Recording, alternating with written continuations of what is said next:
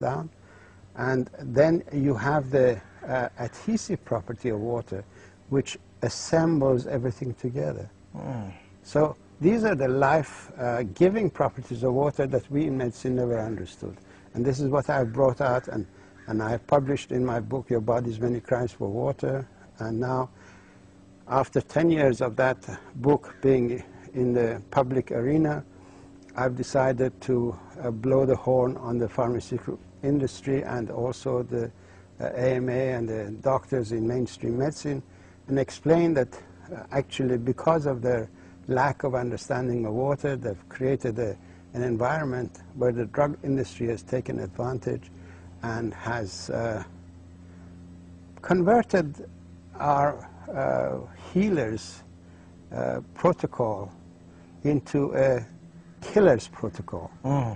The drugs that are used in medicine, according to Washington Post, which is in my latest book, Water Cures, Drugs Kill, even when used according to the prescription of the doctor, make 2 million people sicker and kill 106,000, which makes this the 4th largest killer in the health field.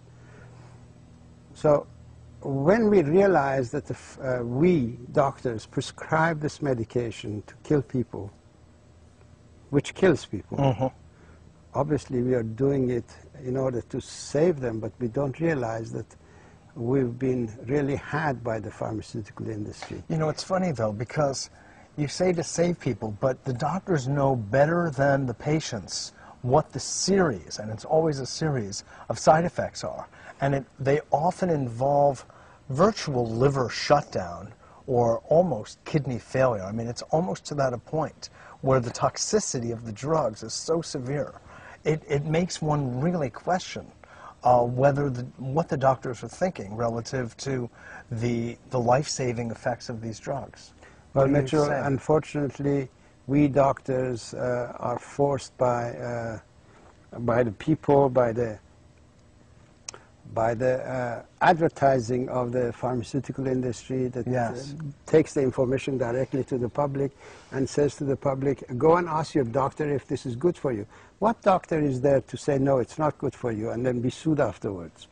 So basically, drug industry... So the doctor's being put into this compromised position. Yes, doctor is unwittingly being used by the pharmaceutical industry.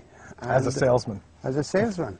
Literally, yes, sophisticated salesman. Now, when it comes to cancer, since you brought that up and you gave that talk in Greece, I believe it was, to the conference there, could you just explain to the audience a bit how water could be a curative for cancer? Actually, I have got a video, Dehydration and Cancer. This is a half-hour tape of my lecture at Cancer Control Society conference here, 2002, that's last year.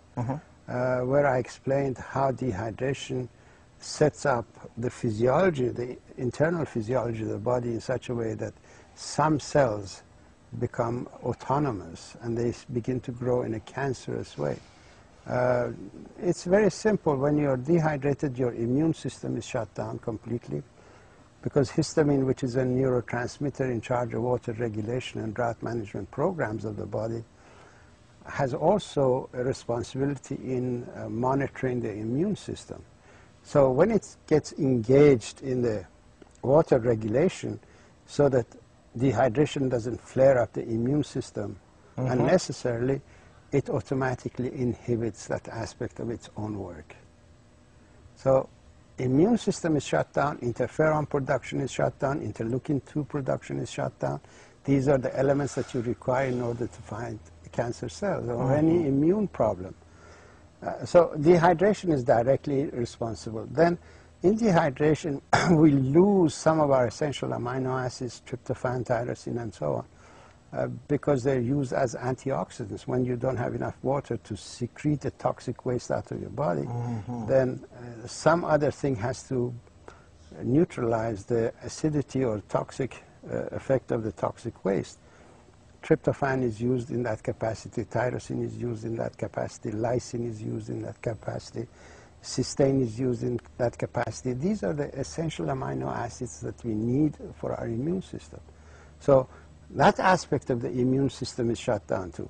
Tryptophan in itself, with lysine, tryptophan lysine, monitors incorrect transcription of genetic material and cuts the wrong transcription and corrects it. When tryptophan is not there, wrong transcriptions are not corrected. So you get cancerous transcription going through. And in dehydration, we lose the receptor system around the cells. As you know, each cell is in a water environment in the same way as we have satellite dishes to bring information to people. The cells of the body have their own satellite dishes for watery environment. They receive the information and they process that information. Now, in dehydration, this satellite system is shut down. All the receptors go into the cell, and the cell has no means of connection to the outside. So it doesn't recognize there is a cell next to it. So it begins to grow and expand and expand. So it breaks boundaries, and that's why cancer becomes a lumpy thing, because its receptor system of the cells have gone. I see. There is a lot of... How about, though, then in rehydration? If they come back. They come back. And a lot of people have actually been... And then the tumor and the cancer cells will actually reduce and, and dissolve? There are quite a number of testimonials in the book Water Cures Drugs Kill of people whose cancers have disappeared. Lymphoma has disappeared, cancer of prostate has disappeared, and so on. Pancreatic cancer? They all go, but the ones that are in the book... It's a question of when. They all go, because we need to study water as a anti-cancer medication. Once we do that, for each different discipline, we need to have a protocol for that. Sure. But personal observations of people is that their cancers have reduced. Now, you brought your findings to the AMA, to the FDA, to NIH. Yes. And they ridiculed it. Obviously, what I propose... It drove them to drink. What I propose is not a money-making situation. So the sick care system survives and thrives on people staying sick.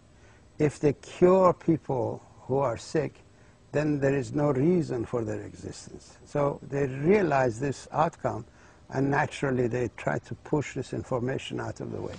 But as philosophers of science have said, Thomas Kuhn, when such a situation, conflict arises, then you have to go to the public and let the public be judged.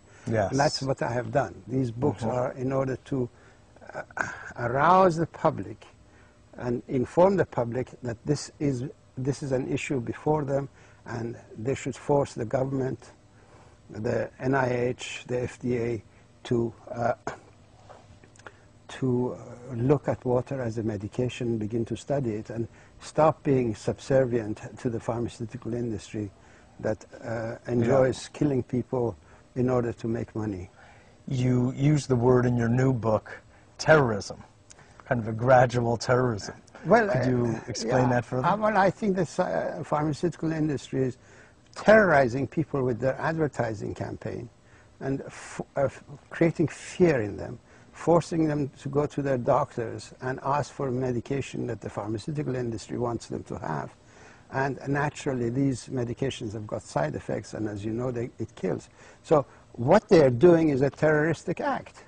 Well, and terrorism is not only when you explode a building. Any act that is based on fraud so deep that kills people, that constitutes a form of terrorism.